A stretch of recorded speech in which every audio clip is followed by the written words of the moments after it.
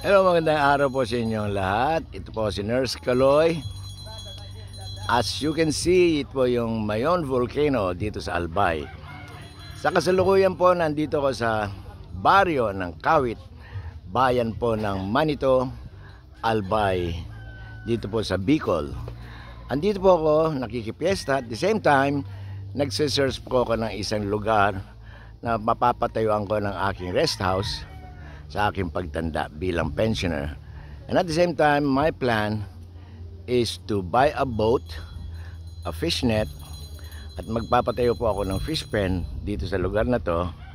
Meron po kami nakitang lote na pwedeng patayuan, and yung fish pen and yung boat po, I'm already talking with some guys here na may experience sa fishing, para makatulong na rin po dito sa baryo at sa aking pamumuhay, added income at the same time, at saka ma-enjoy ko ang the rest of my life dito sa scenery nito. Ang ganda po ang dagat, tahimik.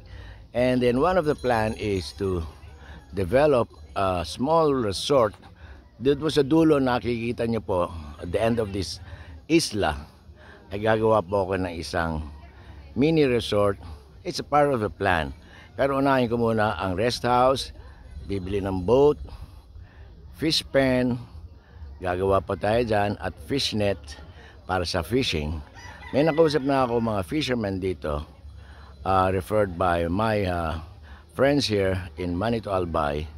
I've been here before, dito sa Legazpi at saka buong Kabikulan, at dito nga po sa Manito, Albay. Kaya makikita nyo, I hope this will push through at matupad po ang aking dream come true na magkaroon ng rest house, at the same time makatulong na rin sa mga taga-baryo sa pamamagitan ng bangka, fish pen, at saka bibili ako ng fish net.